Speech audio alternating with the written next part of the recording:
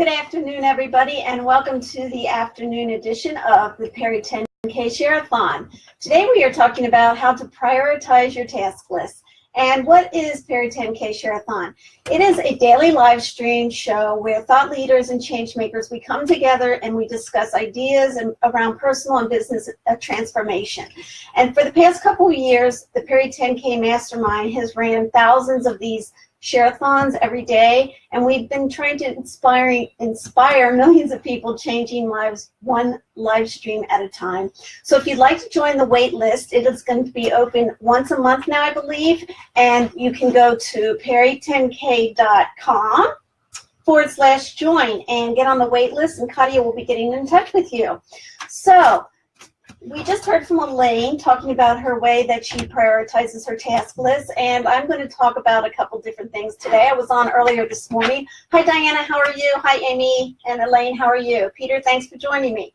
So today, this afternoon, I'm going to talk about how to prioritize your task list, and the three things I'm going to talk about are planning, following the rules of three, and setting deadlines.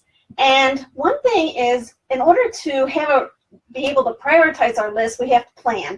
And Una talked about this morning. And I'm going to step back for just a second. I forgot. If you're watching this, if you could share this out, because it is a share-a-thon, we would appreciate it. And also, if you're watching the replay, if you could share it out and give us any comments in the comment section and share it out, that would be great. We'd appreciate it. Thanks.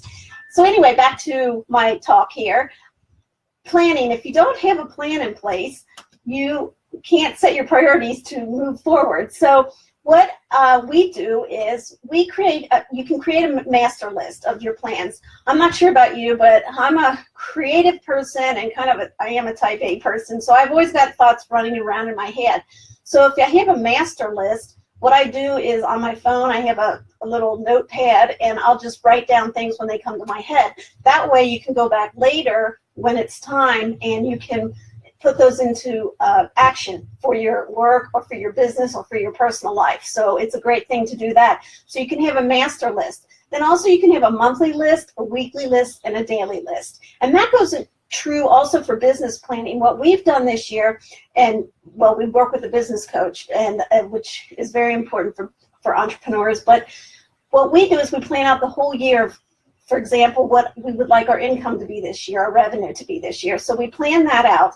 We take away the amount of weeks we want to take off, or the time we want to take off, and then we divide that out by the number of days that we'll be working for the year. So that we have a goal for the year of how much we want to make. Then we break that down into monthly goals. Then we break that down into monthly goals, weekly goals, and daily goals. So we know what we need to make each day in order to make that ultimate goal at the end of the year. So that's just having a list. So if you have your tasks that you're doing for either clients or to grow your business, you want to create those lists for your month that you can look out at, or your year, your long-term thing, your month, then your weekly, and then your daily. And then that leads me into your rule of three. So every day we sit down for the first 15, 20 minutes in the morning, and my son's in business with me, so we talk about what are the three things that we want to make sure we get finished for that day. So whether it's client work, if it's growing the business, what personal, like exercise, whatever it is for that day, what are three things? If you can focus on three things every day that you want to accomplish and get finished, then you know that at the end of the day, you say, wow, I finished those three things, the rule of three. And you can look back and you can say, I finished my three things for that day, so I'm moving forward. And what we do also, this is a blank one, but our coach taught us how to do this. Success cards, they're called, and we have them on a Rolodex. And every day we write out our three things that we have accomplished for the day, and then that makes things, you're able to prioritize things to make sure that if you have a client project due, what you need to do for that client project to get it done, or if you're working on your business for the day, what it is you need for the business. And also, like Elaine talked about, health. Health is so important, and I'm really trying to focus on my health. I've been really stressed the last 6 months, and stress is not good for anybody, and I've been feeling that lately. And so I'm really taking a step back and focusing on my health. Every day I want to get exercise in, eat right, making sure that I'm doing the right things for my health, because if we don't have our health, we don't have anything. And so that's the rule of 3. And then, like I said, I am a perfectionist, so letting go of perfectionism is very hard for me. So I have to set deadlines and enforce them. So what does that mean? When I'm working on a blog, or I'm working on our newsletter, or I'm working on a writing project for somebody, I have to get to a point and say, okay, I've worked on this for 2 hours. Enough is enough. And come back to it another time, and then go on to a different project. So that's why I prioritize some of my things, and I'm learning how to let go of that perfectionism, but it's a work in progress like anything for everybody. But perfectionism is something that can really hold us back in our priority, in our tasks, because we just want to be perfect, and we want every I dotted and T crossed, and nothing's perfect. And I'm not perfect, you're not perfect, and we have to let go of that. And so that's something I really struggle with a lot, but I'm letting go of perfectionism. So you can set deadlines and say, okay, when 1 o'clock comes, I'm going to stop working on my newsletter, I'm going to stop working on that blog, and I'm going to move to the next project. So those are 3 things that I wanted to talk about today. I've got a few minutes left, and I'm going to go back. This morning I was on the Facebook Live also talking about this type of thing, and I'll run over that for just a few minutes. Client fulfillment. When you have client fulfillment, decide which tasks need to be completed first. And if everything is like, let's call it a tie, if you will, if everything's a tie, then decide, do you want to complete the bigger task first or the smaller task first? Now, my son likes to work on the larger tasks and work on those until they're finished. And I like to work on the smaller tasks and finish those, because then I'm like, okay, I've got that one finished, so that's done. Now I can move on to the next project. So everybody works things differently, but you can think about that in your client fulfillment, or even if you're working on your business for the day.